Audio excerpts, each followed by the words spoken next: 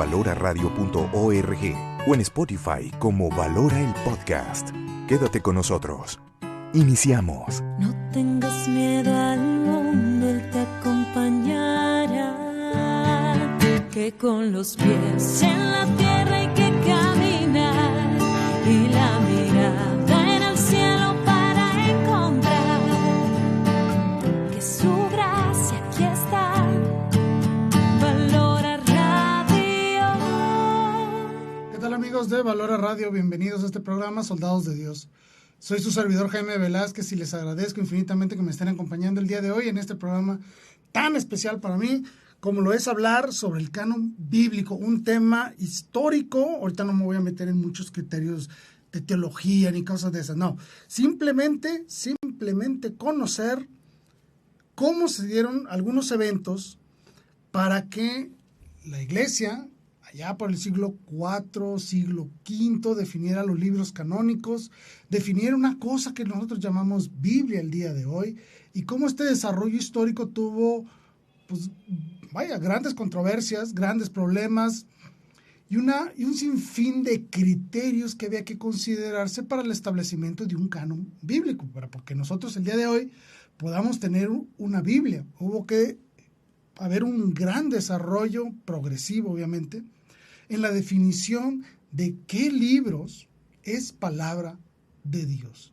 Ese es el tema de hoy, la historia y el desarrollo del canon bíblico dentro de la iglesia primitiva, y cómo hasta el día de hoy los efectos de estas decisiones tomadas por los santos padres primitivos nos ofrecen las sagradas escrituras que hoy nosotros con gran gusto, con gran veneración, con gran emoción podemos leer y vivir todos los días en la liturgia. Pero antes de continuar, recordarles que estamos transmitiendo en la señal de www.valoraradio.org y también estamos en vivo por la señal de Facebook Live en la página de Valora Radio. Aquí estoy ya listo para recibir todos y cada uno de sus comentarios para que podamos participar, podamos interactuar en este tema tan importante como lo es la historia del canon bíblico. Bueno, empezando, hay que decir esto y que quede muy claro, ¿no?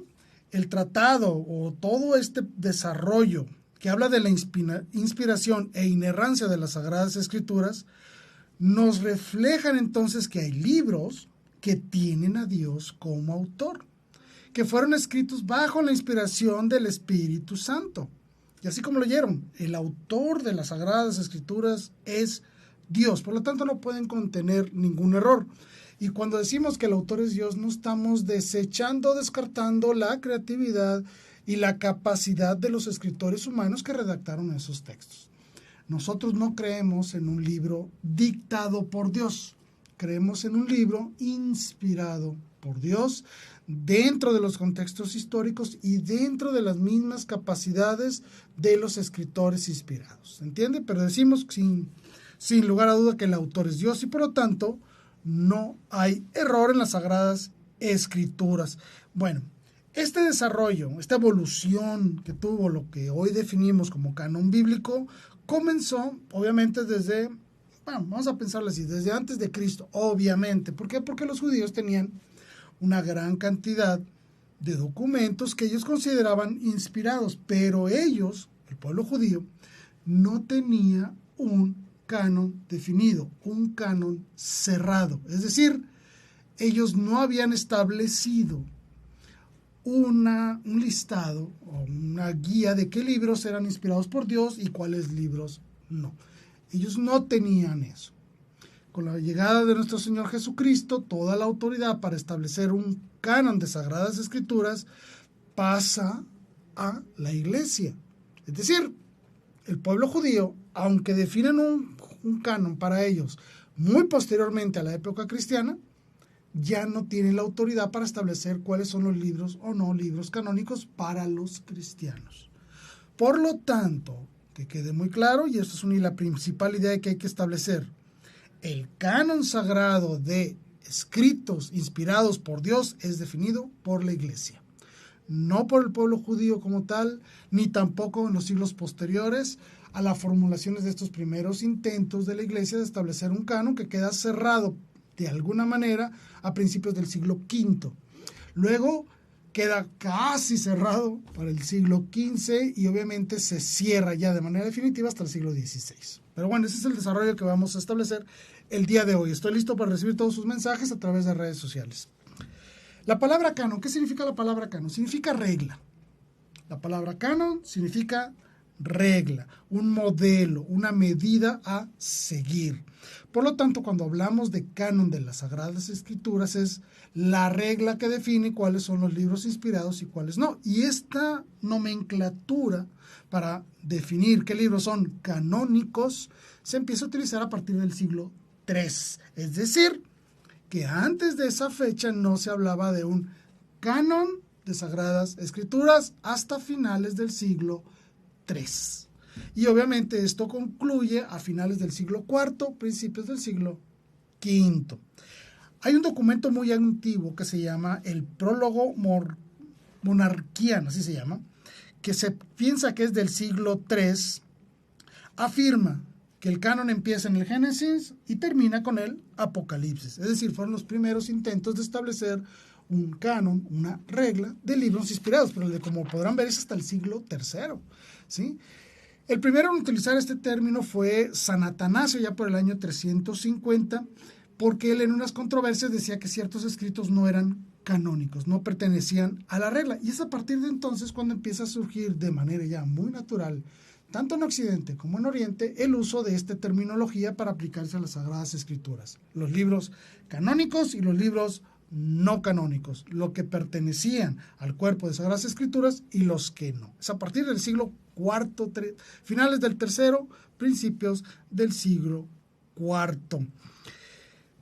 Inclusive ya la Iglesia, en sus primeros concilios, como lo fue el concilio de Laodicea en el año 360, ya empieza a establecer qué libros se deben y cuáles no se deben leer, pero aún no los define. Es decir, la Iglesia ya empieza a establecer qué libros forman parte de su liturgia y cuáles libros no, para que los sacerdotes no innovaran e integraran a la liturgia libros y documentos que no estaban previamente autorizados por una autoridad eclesial. A eso se refiere, pero no porque hubiera un canon cerrado todavía. Estamos hablando del año 360 en el concilio de Laodicea. Aún no existía un canon cerrado. Pero sí se empezaba a hacer fuertes discusiones en qué libros pueden ser o no pueden ser considerados como verdadera palabra de Dios. Y esto tiene un sentido muy importante.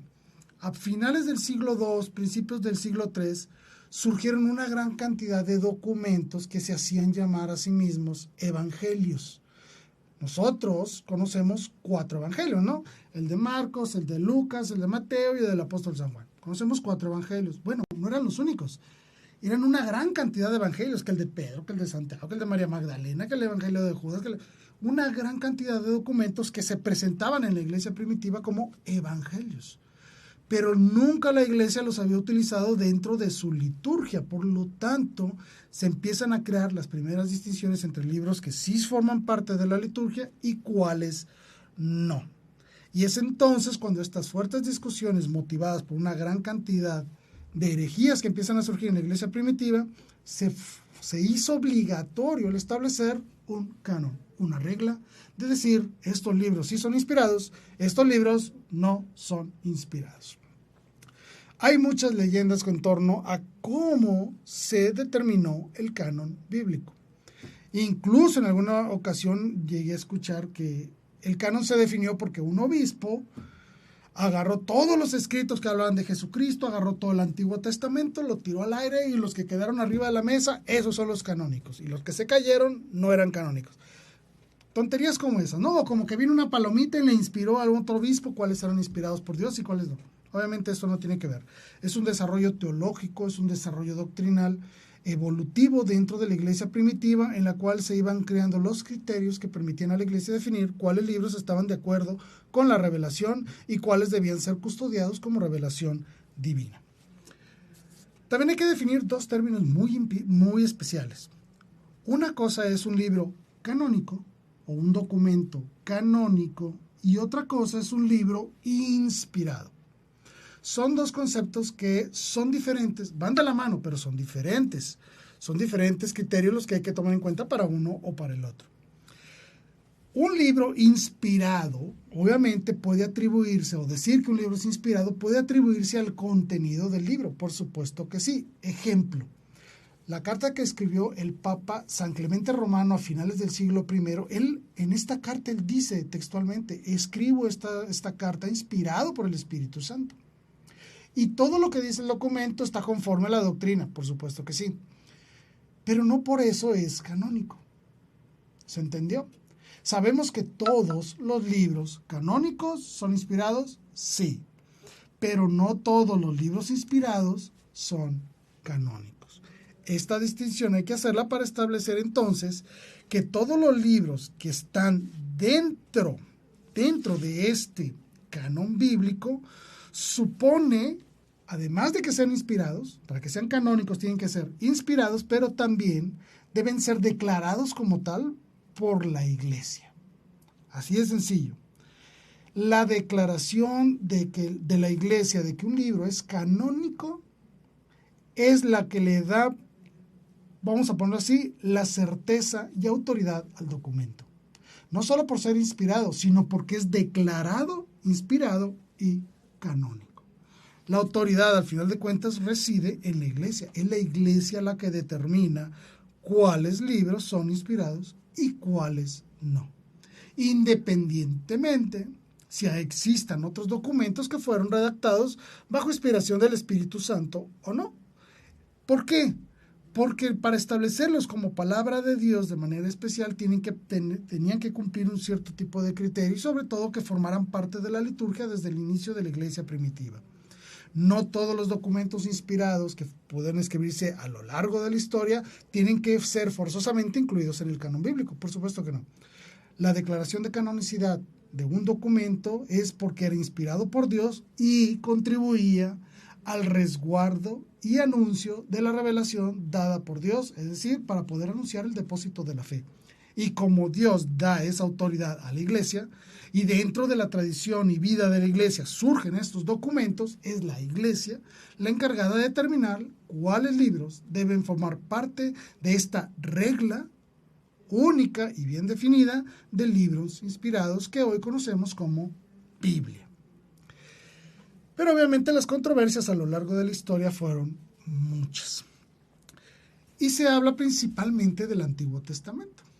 Vaya, si nosotros nos ponemos a establecer un criterio de historicidad de los libros de la Biblia, tenemos que hacer un parteaguas en decir cuáles libros del Antiguo Testamento fueron declarados canónicos y bajo qué condiciones, y cuáles del Nuevo Testamento y bajo qué condiciones.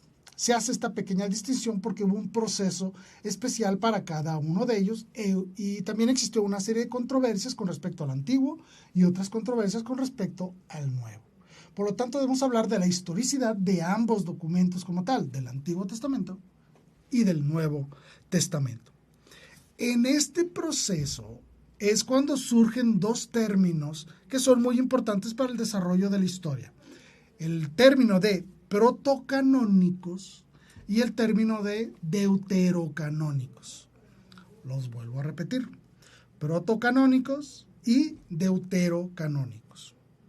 Básicamente que esta distinción no es, y que quede bien claro, no es establecer cuáles libros son más inspirados que otros o cuáles son mejores que otros. No, esta distinción no es para definir que un libro es mejor que el otro o que uno es de primera línea y otro es de segunda categoría. No, todos los libros de las Sagradas Escrituras, Antiguo y Nuevo Testamento, conservan la misma dignidad. No hay distinción de decir este es más importante que este o este es más inspirado que este dice más verdades que este. No. El término protocanónico y deuterocanónico lo único que definen es cuáles libros han sido siempre aceptados como palabra de Dios y cuáles habían estado con dudas de su inspiración. Que quede claro, estos dos términos no determinan la dignidad de un documento, solo establecen las controversias históricas, nada más. Y existen libros deuterocanónicos y protocanónicos tanto en el Antiguo como en el Nuevo Testamento. ¿Qué quiero decir con esto? Vamos a ponerlo así de claro. Protocanónicos son aquellos que todo mundo los aceptaba como inspirados, que no había duda de que formaban parte de la palabra de Dios. y se refirieron a los deuterocanónicos, aquellos en los que existían controversia. ¿Se entiende? Bueno, estos términos, protocanónico y deuterocanónico, y disculpen que lo repita mucho, pero es para que quede clara la idea, siempre fueron definidos de manera especial y existen tanto en el Antiguo como en el Nuevo Testamento. Los libros deuterocanónicos del Antiguo Testamento, es decir, de aquellos de los que se dudaba de su inspiración, son el libro de Tobías, el libro de Judith, el libro de Sabiduría, el libro eclesiástico, el libro Baruch, los libros primero y segundo de los Macabeos y algunos capítulos del libro de Esther y de Daniel. Esos son los documentos que tenían fuertes controversias de si eran o no inspirados del Antiguo Testamento, pero también había en el Nuevo Testamento. Por lo tanto, si alguien viene y les habla de los deuterocanónicos, hay que hacer la distinción del Antiguo, del Nuevo o de ambos. ¿Cuáles son los libros que se consideraban falsos, incluso así, en la Antigüedad? Del Nuevo Testamento era la carta a los Hebreos, la carta de Santiago, la segunda carta de Pedro, la segunda y la tercera carta del apóstol San Juan, la carta de Judas y el Apocalipsis. Además de algunos fragmentos en los evangelios de Marcos, de Lucas y de Juan. Entonces, cuando ustedes tengan una discusión en la que se refieran sobre deuterocanónicos y protocanónicos, quede claro que esta distinción es solo por respecto a la historicidad y aceptación de estos documentos en este proceso evolutivo y que existen controversias tanto en el Antiguo como en el Nuevo Testamento. Los protestantes, desafortunadamente, consideran que la palabra deuterocanónico significa falsos, y eso es un error. No significa eso. Y cometen otro gravísimo error al querer romper con la Biblia establecida por la iglesia primitiva, sustentada en errores muy, muy posteriores. Bien, ¿cuáles fueron los criterios de canonicidad? Es decir, ¿qué criterios utilizaron para decir este sí y este no? Muy bien, primero obviamente estaba en el hecho de la inspiración, que un documento fuera considerado inspirado, obviamente, claro, pero también el testimonio principal venía dado por el magisterio de la iglesia, es decir, aunque hubiera muchos libros inspirados, la iglesia en su vida litúrgica, por decirlo así, en su vida evangélica, aunque sea muy, muy temprana, ya era capaz y suficiente de dar testimonio de cuáles eran aquellos documentos que la iglesia había aceptado desde el inicio como verdadera palabra de Dios. Por lo tanto, la autoridad final recae en la iglesia en determinar cuáles son estos libros canónicos. Y principalmente era que estuvieran acorde con la doctrina, que fueran escritos en la época apostólica y que hubieran sido aceptados de manera generalizada en el cuerpo litúrgico de la iglesia en todas las regiones. Básicamente esos fueron los principales criterios. Ya en el siglo II y siglo III, tanto muchos autores, incluyendo Orígenes y Tertuliano, ya establecían eso como el criterio básico de canonicidad, la vida misma de la iglesia que los había aceptado como verdaderos y que los había establecido como canónicos. Hay una frase muy importante que quisiera que recordaran siempre, que nos la da San Agustín allá a finales del siglo IV.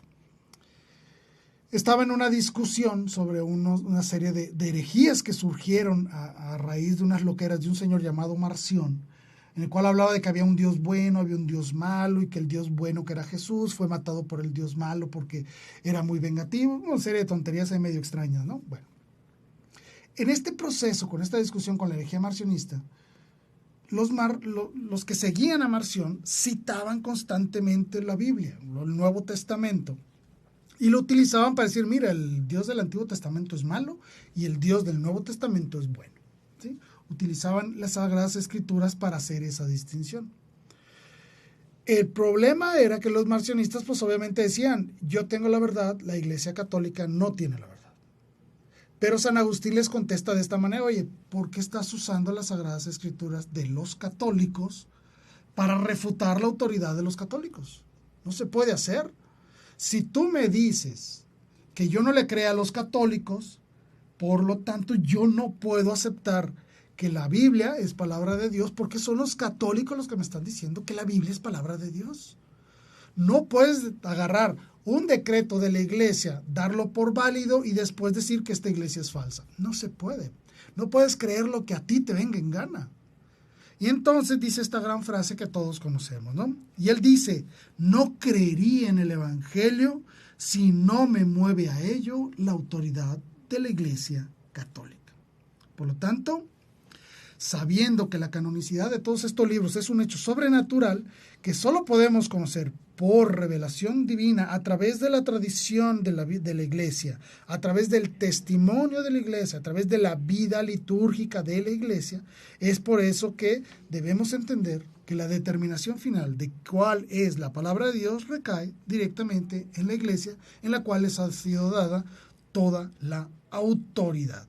Inclusive, muchos libros en la antigüedad se usaban en la liturgia y que no forman ya parte de las Sagradas Escrituras. La carta de Clemente, por ejemplo, los escritos del pastor de Hermas, etc. Es decir, al final de cuentas, la misma iglesia tuvo que retirar libros que eran mismos de la iglesia y decir, estos no son canónicos. Son inspirados por Dios, sí, pero no forman parte del canon de la Biblia. ¿Por qué los protestantes rechazan los deuterocanónicos del Antiguo Testamento? Muy sencillo. Porque quisieron, porque no hay otro criterio.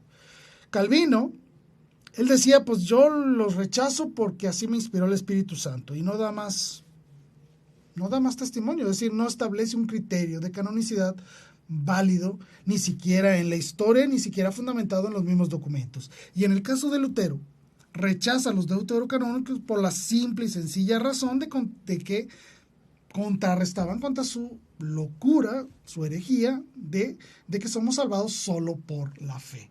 Como estos libros no le sustentaban sus ideas, obviamente los quiso desechar. También quiso desechar la carta de Santiago. No se les olvide eso. Y también quiso desechar la carta a los hebreos. Pero obviamente ya no podía, porque eran parte integral de la liturgia de la iglesia durante 15 siglos, 16 siglos. No podía ya hacerlo. Pero entonces se fue en contra de los libros deuterocanónicos del Antiguo Testamento, principalmente para contrarrestar con el libro de Macabeos, que era donde se hablaba claramente del purgatorio, de cómo podemos ofrecer indulgencias por la iglesia purgante y cómo no somos salvos por la fe, sino también por las acciones contenidas en la carta de Santiago. Además de que, obviamente, la carta a los hebreos es una carta plenamente eucarística. Por eso Lutero quería quitarlos, porque iban en contra de sus ideas. ¿Por qué es importante conocer la historia del canon bíblico? Porque al final de cuentas lo que nos muestra es la manifestación de la vida inicial de la iglesia, porque nos reflejan la vida íntima de la iglesia en este contexto histórico en el cual empiezan a vivir. Es decir, cómo la iglesia primitiva consigna por escrito su fe, su espíritu, su tradición, su vida íntima. Y de ahí surgen estos documentos que se llaman hoy Biblia, que se llaman hoy Sagradas Escrituras. Y obviamente la Santa Iglesia tiene que ser custodia de la revelación.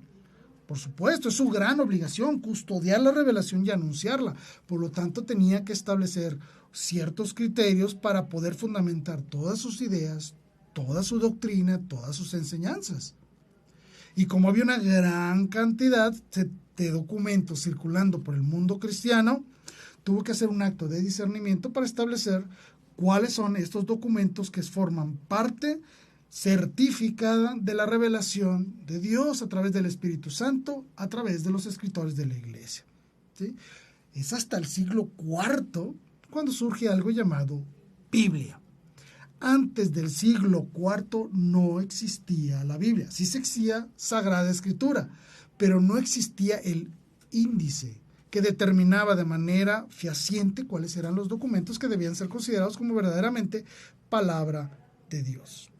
Es verdad que el Antiguo Testamento lo hemos recibido del pueblo judío. Por supuesto que sí. Pero el pueblo judío no había definido un canon del Antiguo Testamento. No lo había definido. Había serias controversias entre ellos mismos de decir cuáles libros son y cuáles no son inspirados. Y básicamente, para hacerlo muy resumido, existían dos opciones. La primera era el Código Palestinense. ¿Qué es esto? Son aquellos libros del Antiguo Testamento que fueron originalmente escritos en hebreo o arameo. Ese es el códice o código palestinense. Este código fue determinado por los judíos a finales del siglo I, principios del siglo II, sin hacerlo de manera oficial, es decir, simplemente fue ¿cómo lo podemos llamar? Un mini sínodo entre varios estudiosos judíos que quisieron establecer un canon definido, entonces ellos se fueron por el canon palestinense, pero nunca establecieron un canon, incluso hasta el día de hoy no hay un canon establecido como tal. Y existía la otra opción, el canon alejandrino o el códice alejandrino. Este documento, códice alejandrino, surge siglos antes de la venida de nuestro Señor Jesucristo. Este códice surge porque un emperador quiso tener en su biblioteca los escritos sagrados de los judíos.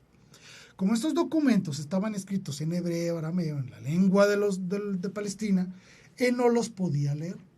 Por lo tanto, le pidió a 72 personas, estudiosos, obviamente judíos, que le tradujeran sus escritos sagrados al griego. Entonces se forma un códice a lo largo de muchos años, no fue una sentada y se pusieron a escribir todos los libros, no, sino fue un proceso paulatino de muchas décadas en el cual se escribió todo el Antiguo Testamento en griego. Y los últimos libros que formaron parte de este canon fueron escritos ya originalmente en griego, porque recordemos que Grecia invadió Palestina. ¿Recuerdan de Alejandro Magno? Bueno, por lo tanto los judíos recibieron una fuerte influencia del pueblo griego, y una de esas grandes influencias es la riqueza del lenguaje griego. El lenguaje hebreo era muy limitado. En cambio, el lenguaje griego ofrecía una amplia gama de palabras, conjugaciones, formas de escritura que les permitían de mejor manera expresar lo que sentían, expresar la palabra de Dios de mejor manera. ¿Por qué? Porque era un idioma con una mayor riqueza lingüística y gramática que la que ellos tenían. Por lo tanto, los libros de Macabeos, por ejemplo, fueron ya escritos en griego. ¿Por qué? Porque era un lenguaje mucho más rico que permitía conocer de mejor manera la palabra de Dios. Por eso es que la Iglesia toma este canon desde sus inicios y lo considera palabra de Dios. Por eso la Iglesia no tuvo ninguna resistencia a decir, estos documentos son palabra de Dios. Por supuesto que sí. Y entonces le agrega 27 libros con que le llamamos Nuevo Testamento y surge una cosa llamada Biblia. La Iglesia no tuvo bajo ninguna circunstancia problemas en admitir los escritos de los judíos como inspirados, porque simple y sencillamente nuestro Señor Jesucristo y sus apóstoles utilizaron estos documentos y los consideraban palabra de Dios. Por lo tanto, y que quede claro que esta autoridad de la Iglesia es la que define el canon bíblico. Y otra cosa muy importante, cada libro de ellos depende en el contexto total de la Escritura. No podemos tomar un libro aislado de los demás. No es la forma correcta de leerlo, de interpretarlo y de conocer lo que nos quiere enseñar. Todos y cada uno de los libros forman un todo, una revelación total por escrito.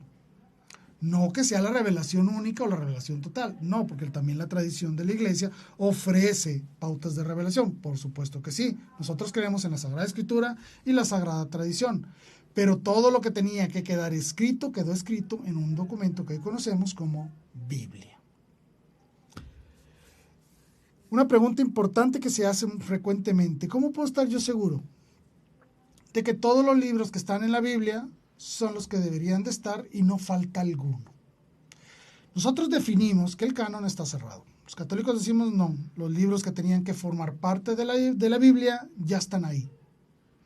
Pero muchas personas dicen, oye, pero la Biblia menciona otros libros, tanto en el Antiguo como en el Nuevo Testamento, pero que no forman parte de la Biblia. ¿No sería razonable pensar que si un profeta menciona un libro o algún hagiógrafo del Nuevo Testamento menciona algún documento, no debería también formar parte de la Biblia? La palabra es no necesariamente, y es por lo que acabo de decir. No necesariamente, porque aunque sea un documento inspirado, no significa que deba ser canónico dentro de las Sagradas Escrituras. Los libros que se mencionan en el Antiguo Testamento y que no forman parte del Antiguo Testamento, por ejemplo, son el libro del Justo, el libro de Samuel el Vidente, las crónicas de Natán, profeta, y las de Gad el Vidente, las profecías de Ido Vidente y los libros de Semellas el profeta. En el Nuevo Testamento hay 2 documentos que son mencionados que no forman parte del canon de la Biblia, que son una carta de San Pablo a los Corintios y una carta de San Pablo a la iglesia de Laodicea. Esos documentos no los tenemos. Pero tampoco podemos pensar que la iglesia ha sido negligente al definir o cuidar los documentos que contenían revelación. Recordemos que la revelación o la inspiración bíblica no es un carisma privado que lo ostenta una sola persona, sino que lo ostenta la iglesia en general, porque fueron varios los escritores y a lo largo de la historia en diferentes regiones se fue dando este argumento de inspiración y canonicidad para conformar lo que sería posteriormente la Biblia. Si nosotros pensamos que un documento fue inspirado para la iglesia, ¿sí?, y la iglesia no lo tuviera, quiere decir que la iglesia nunca lo ha recibido como inspirado. Por lo tanto, podemos decir que la iglesia no ha perdido ningún documento inspirado. Si pensáramos lo contrario, de que la iglesia recibe un documento inspirado y lo pierde, quiere decir que la iglesia ha traicionado la misión a la cual ha sido encomendada de recibir, conservar y anunciar la revelación divina. Por lo tanto, no podemos decir que la iglesia haya perdido documentos que debieron haber estado en la Biblia. ¿Muchos documentos a lo largo de la historia se han perdido? Sí, muchos. ¿Que hubieran sido muy valiosos para el conocimiento de la iglesia y la creación, formulación de los pronunciamientos dogmáticos? Claro que sí. Pero no significa que debieran haber estado dentro de la Biblia. Muy bien. Esa fue la primera parte del tema. Aprovecho para mandar un saludo a Blanca Hernández, que me manda una carita de susto. Blanca, por favor, dinos por qué te asustas. ¿Por qué nos mandas esa carita de sorpresa? Y gracias por estar acompañándonos el día de hoy. Bien. Vamos a dividir ahora las siguientes 2 etapas. Antiguo Testamento y Nuevo Testamento. Cómo se surge a este consenso en el cual se establece cuáles son los libros inspirados. Bueno, lo primero que debemos de decir, cuando nace nuestro Señor Jesucristo, cuando empieza su labor evangelizadora, de darnos el evangelio, todo su desarrollo doctrinal, llamémosle así, su vida pública, cuando él empieza todo esto, ya existían los documentos del Antiguo Testamento. Y nuestro Señor Jesucristo obviamente los usaba. Incluso cuando por primera vez se presenta en la sinagoga para anunciar que Él es el Mesías, toma el libro de Isaías, ¿no? Lee una parte del libro de Isaías y dice, esto se ha cumplido hoy, ¿no? Es decir, nuestro Señor Jesucristo consideraba como palabra inspirada y profética el Antiguo Testamento. Sí, por lo tanto, los discípulos hicieron lo mismo. Eso no hay duda. Las dudas surgieron después. Al final, hasta el siglo II, no había ninguna controversia con el Antiguo Testamento. No existían realmente ninguna controversia sobre cuáles libros eran o no inspirados, ¿sí? Inclusive, nosotros la iglesia primitiva recibió todo el Antiguo Testamento íntegro. ¿Cómo podemos decir eso? Muy sencillo, porque hay 8 libros del Antiguo Testamento que todos aceptamos como inspirados y canónicos, pero que nunca son citados en el Nuevo Testamento. Por ejemplo, el libro de Ruth, de Esdras, Nehemías, Esther, Eclesiastés, el Cantar de los Cantares, Abdías o Nahum, jamás son mencionados dentro de la escritura del Nuevo Testamento, pero no por eso significa que debamos desecharlos. No, la iglesia toma el Antiguo Testamento íntegro, así como venía, porque así como venía también lo recibió Cristo y lo usa en su diálogo con los fariseos, con los judíos. ¿Se entiende? Bien. Las controversias empiezan después, un poquito después, ya entrando a final del siglo II y a principios del siglo III, es cuando empiezan a surgir una serie de problemas. Les mencioné hace un momento que había 2 versiones, por llamarlas así. El Código Palestinense, que era el Antiguo Testamento escrito en lengua palestina, en hebreo, arameo, y existía el canon alejandrino, que eran todos los libros escritos en arameo, hebreo y griego, todos traducidos al griego. ¿Okay? El código palestinense son 66, es el Antiguo Testamento que utilizan los protestantes.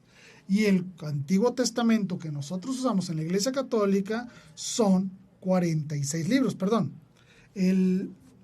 Aquí me equivoqué, son los protestantes aceptan del Antiguo Testamento solo 39 libros, nosotros 46, porque nosotros tomamos íntegro como viene el Antiguo Testamento desde los primeros años del cristianismo. Fue utilizado por los apóstoles el código alejandrino o el código palestino. ¿Cuál usaban los apóstoles? Aunque no me lo crean, es muy fácil decirlo, es muy fácil definirlo y darse cuenta cuál era la versión del Antiguo Testamento que usaban los apóstoles y los primeros cristianos. Era el código alejandrino, el griego.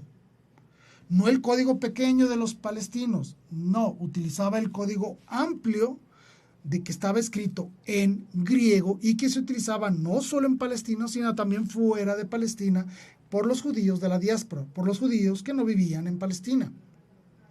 El código, lo voy a repetir, el código que la iglesia primitiva recibió como inspirado es el código alejandrino o también conocido como versión de los 70, que es la que actualmente forma parte de la Biblia católica. ¿Cómo lo sé? Muy sencillo. Ahí les voy un dato muy importante. El código alejandrino, la versión de los 70 o el Antiguo Testamento en griego, como lo quieran conocer, fue citado 300 veces en el Nuevo Testamento. Lo vuelvo a repetir.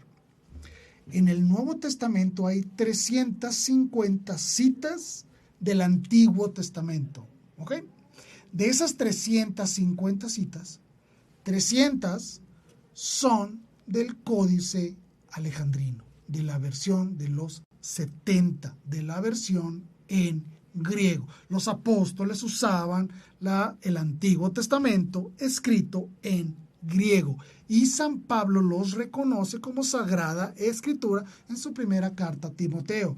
Desde niño conoce las Sagradas Escrituras. ¿Cuáles eran esas Sagradas Escrituras que Timoteo y Pablo conocían desde niños? La versión de los 70. Que es la que toma la iglesia primitiva y sobre la cual ellos citan en el Nuevo Testamento.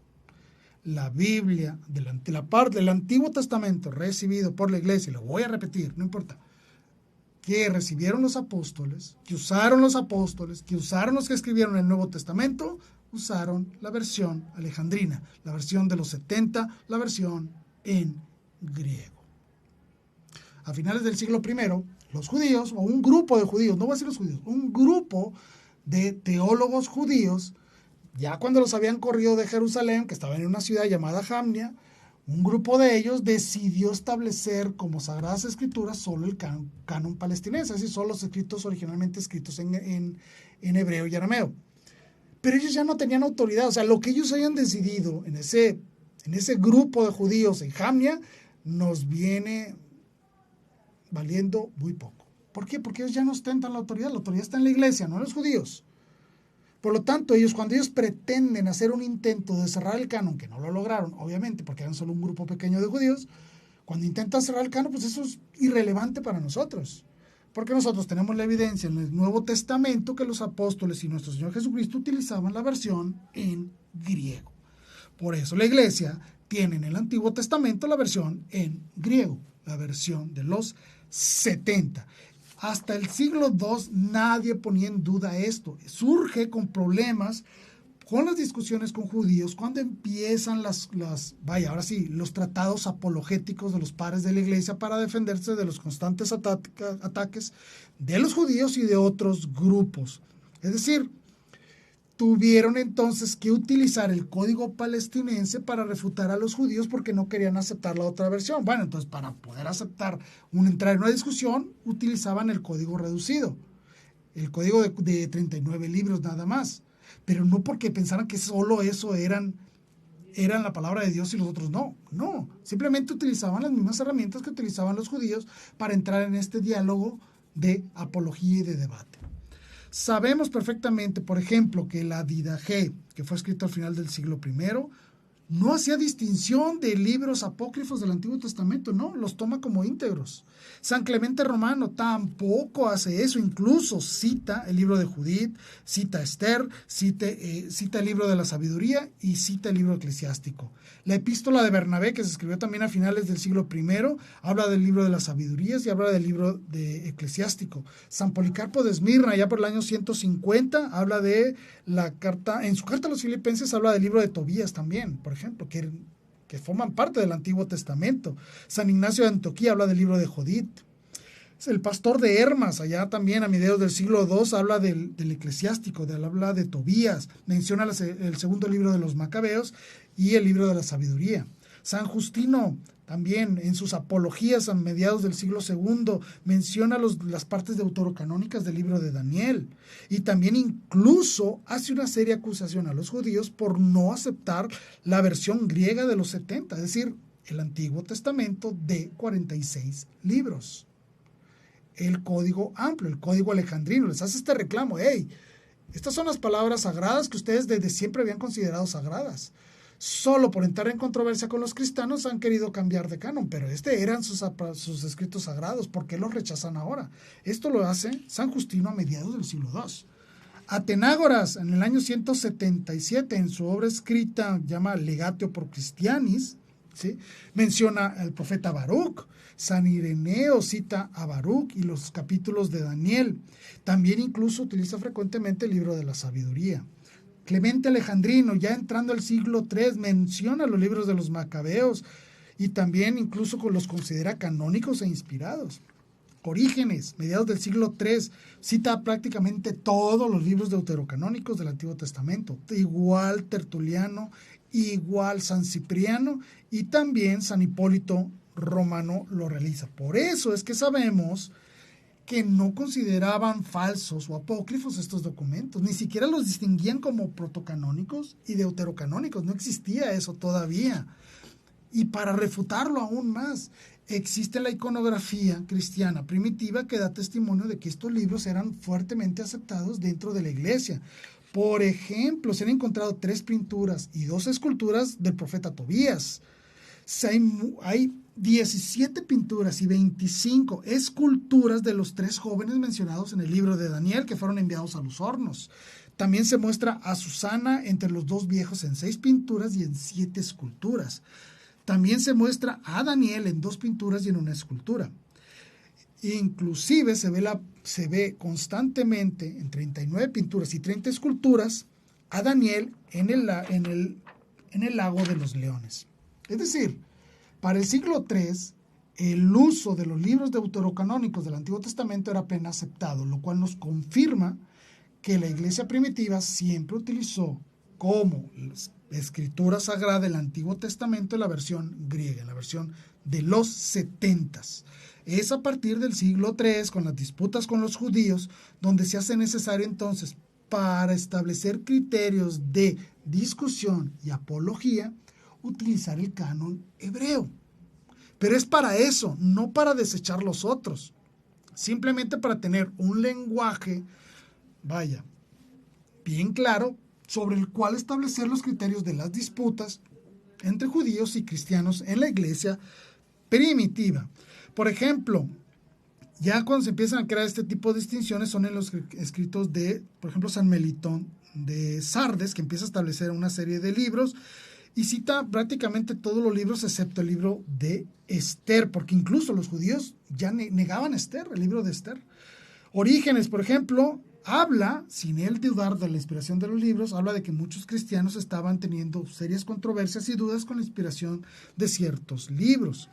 Es entonces cuando el conocimiento de que en las diferentes iglesias de la cristiandad empezaron a querer tener algunos conflictos con los libros inspirados. Pero ya para el final del siglo IV, San Atanasio, San Cirilo de Jerusalén, San Epifanio, San Gregorio Nazanceno, San Hilario de Poitiers, Rufino, San Jerónimo, ya empiezan a establecer criterios propios para establecer el canon del Antiguo Testamento.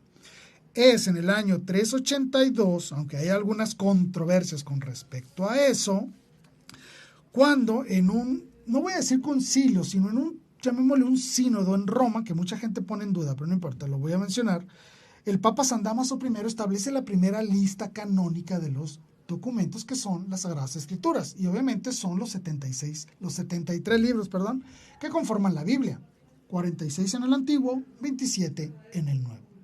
Es ahí donde surgen las acciones de San Jerónimo para establecer, ahora sí, una versión única de las Escrituras, y es cuando el Papa le dice, hey, tradúcelos. San Jerónimo empieza a hacer esta acción, pero San Jerónimo se tiene que apoyar en el pueblo judío, es decir, en los expertos judíos, que le leían las Escrituras en hebreo para darle el verdadero significado de las Escrituras y él poderlas traducir. Pero es en esta influencia donde incluso San Jerónimo, que es el traductor de la Biblia, el creador de la Vulgata, que es la Biblia oficial de la Iglesia Católica, tiene serias dudas con respecto a algunos libros del Antiguo Testamento. Pero su opinión es privada, es única de él. No corresponde a la opinión total de la Iglesia. San Jerónimo pone en duda algunos documentos, sí, pero aún así los integra dentro de la Vulgata por orden, obviamente, del Papa. Esta decisión del Papa San Dámaso I, allá por el 382, viene a confirmarse en el Concilio de Hipona en el año 393 y en el tercero y cuarto Concilio de Cartago en los años 397 y 419.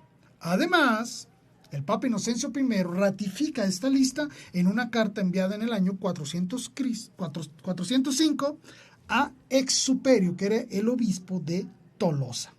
Y es entonces cuando ya se regresa a la unanimidad de cuáles son los libros católicos, los libros canónicos que pueden ser utilizados dentro de la liturgia de la Iglesia.